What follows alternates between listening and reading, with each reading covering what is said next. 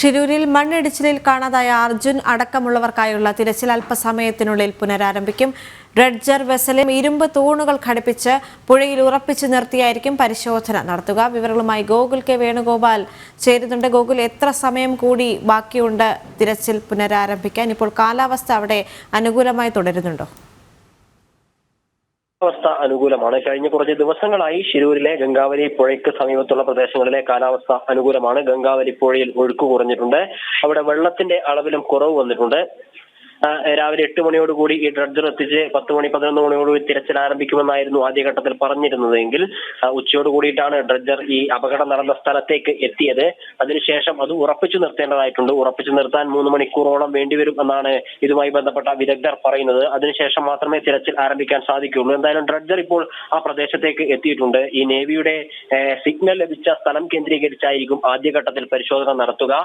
ഈ ഡ്രഡ്ജർ ഉൾപ്പെടെയുള്ള സംവിധാനങ്ങൾ ഉപയോഗിച്ചുകൊണ്ട് പ്രദേശത്തെ മണ്ണ് മാറ്റിയതിനു ശേഷം അവിടെ കേന്ദ്രീകരിച്ച് 3 ദിവസത്തെ തിരച്ചിലായിരിക്കും പ്രാഥമിക ഘട്ടത്തിൽ നടക്കുന്നുണ്ടാവുക. 3 ദിവസത്തേക്കുള്ള കരാറാണ് ഗോവയിലുള്ള ഡ്രഡ്ജർ കമ്പനിയുമായിട്ട് ഉത്തര കന്നഡ ജില്ലാ ഭരണകൂടം ചെയ്തിട്ടുള്ളത്. ഈ 3 ദിവസം നടക്കുന്ന പരിശോധനയിൽ പ്രതീക്ഷയ്ക്ക് വക നൽകുന്ന എന്തെങ്കിലും ലഭിച്ചാൽ മാത്രമേ പിന്നീട് അങ്ങോട്ടുള്ള തിരച്ചിലിനെ പറ്റിയിട്ട് തീരുമാനം ഉണ്ടാവൂ എന്നാണ് അവിടെ നിന്ന് അറിയാൻ സാധിക്കുന്നത്. ഇപ്പോൾ 3 ദിവസത്തേക്കാണ് കരാറിൽ ഏർപ്പെട്ടിട്ടുള്ളത്. 3 ദിവസമായിരിക്കും തിരച്ചിൽ നടത്തുക.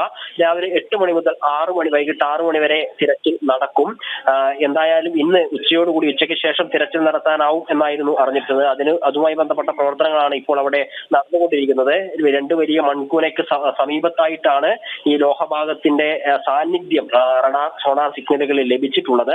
ആ പ്രദേശം കേന്ദ്രീകരിച്ച് ആദ്യം മണ്ണു നീക്കി പിന്നീടായിരിക്കും അവിടുന്ന് ലഭിച്ചില്ലെങ്കിലായിരിക്കും മറ്റു ഭാഗത്തേക്കുള്ള പരിശോധനകൾ നടക്കുക. മഴയൊന്നുമില്ല. ഗംഗാവലി പുഴയിൽ ഒഴുക്ക് കുറഞ്ഞിട്ടുണ്ട്, ആഴം കുറഞ്ഞിട്ടുണ്ട്. പുഴയുടെ അടിത്തട്ട് കാണാവുന്ന രീതിയിലാണ് ഇപ്പോൾ അവിടെ പുഴ ഒഴുകുന്നത്. അതിനാൽ തന്നെ ഈ പുഴയുടെ അടിത്തട്ടിലേക്ക് നോക്കി പരിശോധിച്ച ശേഷമായിരിക്കും തിരച്ചിൽ ഉൾപ്പെടെയുള്ള കാര്യങ്ങളിലേക്ക് കടക്കുക. ഇന്ന് തന്നെ തിരച്ചിൽ ആരംഭിക്കും എന്നാണ് നമുക്കിപ്പോൾ അവിടെ നിന്ന് ലഭിക്കുന്ന വിവരം. ദേവിക, ഗോകുൽ, ആദ്യഘട്ടത്തിൽ ഈ മൺകൂനകൾ രൂപപ്പെട്ടത് ഇപ്പോൾ ഒരു ദ്വീപ് പോലെ ആയിരിക്കുന്നു എന്ന് തന്നെയാണ് ദൃക്സാക്ഷികൾ അടക്കം പറയുന്നത്. ഈ ഒരു ഘട്ടത്തിൽ അവിടേക്ക് ഡ്രഡ്ജറുകൾ എത്തിച്ച് ആ മണ്ണ് നീക്കുക എന്ന് പറയുന്നതാണ് ഏറ്റവും വലിയ ദൗത്യം, അല്ലേ? നമ്മൾക്ക് ഇപ്പോൾ 2 വലിയ മൺകൂനകൾ ആദ്യഘട്ടങ്ങളിലൊക്കെ ഈ മൺകൂനകൾ ചെറിയ രീതിയിലായിരുന്നു ദൃശ്യമായിരുന്നത് എങ്കിൽ ഇപ്പോൾ ഗംഗാവലി പുഴയിലെ വെള്ളം കുറഞ്ഞതിനാൽ വലിയ വിസ്തൃതിയിലുള്ള മൺകൂനകൾ നമുക്ക് ദൃശ്യങ്ങളിൽ കാണാൻ വേണ്ടി സാധിക്കും. ആ രീതിയിലാണ്. പക്ഷേ ഈ റഡാർ സോണാർ സിഗ്നലിൽ ഈ ലോഹ സാന്നിധ്യം കണ്ടെത്തിയിട്ടുള്ളത് ഈ മൺകൂനയുടെ മധ്യഭാഗത്തുള്ള സൈഡിലേക്കാണ് എന്നുള്ളത് ആശ്വാസം നൽകുന്ന കാര്യമാണ്. അവിടെ തന്നെ ആയിരിക്കും ആ ഭാഗത്ത് ഡ്രഡ്ജർ ഫിക്സ് ചെയ്തതിനു ശേഷം ആ ഭാഗത്തായിരിക്കും പരിശോധന നടത്തുക. അതുകൊണ്ടാണ് 2 തൂണുകൾ ഉപയോഗിച്ച് ഡ്രഡ്ജർ വെള്ളത്തിൽ ഫിക്സ് ചെയ്യും. ഈ തൂണുകൾ ഉപയോഗിച്ച് വെള്ളത്തിനടിയിലേക്ക് ഈ തൂണ് നാട്ടിയതിനു ശേഷമായിരിക്കും ഡ്രഡ്ജർ ഫിക്സ് ചെയ്യുക. അതിനുശേഷം ആ പ്രദേശത്തെ മണ്ണ് നീക്കിയുള്ള പരിശോധനയായിരിക്കും നടക്കുക.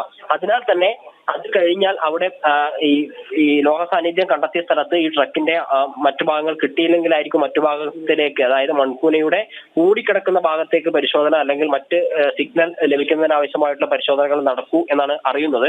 അതുകൊണ്ട് തന്നെ ആദ്യം ഈ ഭാഗത്തായിരിക്കും. ആ ഭാഗത്ത് മണ്ണും മറ്റും, അതായത് സിഗ്നൽ ലഭിച്ച പ്രദേശത്തായിരിക്കും അവിടുത്തെ മണ്ണുകളായിരിക്കും ആദ്യം മാറ്റുക. അവിടെ തന്നെ മറ്റൊരു പ്രതിസന്ധി ഒരുപക്ഷെ രൂപപ്പെടാൻ സാധ്യതയുള്ളത് ഈ ഡ്രഡ്ജർ ഉപയോഗിച്ചുകൊണ്ട് മണ്ണ് മാത്രമേ മാറ്റാൻ വേണ്ടി സാധിക്കുള്ളൂ എന്നതാണ്. ആ പ്രദേശത്ത് കല്ലും മരങ്ങളും ഒക്കെ ഉണ്ടാവാൻ സാധ്യതയുണ്ട് എന്ന് ഒരു അനുമാനമുണ്ട്. മാത്രമല്ല ഈശ്വർ മാൽപ്പയൊക്കെ വെള്ളത്തിനടിയിൽ ഇറങ്ങി നേരത്തെ പരിശോധന നടത്തിയ സമയത്തും ഈ ഭാഗത്ത് വലിയ കല്ലും മണ്ണും ഒക്കെ ഉണ്ട് എന്ന് പറഞ്ഞിരുന്നു. അങ്ങനെ ഈ ഡ്രഡ്ജർ ഉപയോഗിച്ച് നീക്കാൻ പറ്റാത്ത വലിയ കല്ല് പാറക്കൂട്ടങ്ങളും മരങ്ങളും ഒക്കെ ആ പ്രദേശത്ത് ഉണ്ടാവുകയാണെങ്കിൽ ഒരു പക്ഷേ പ്രതിസന്ധി സൃഷ്ടിക്കാൻ സാധ്യതയുണ്ട്.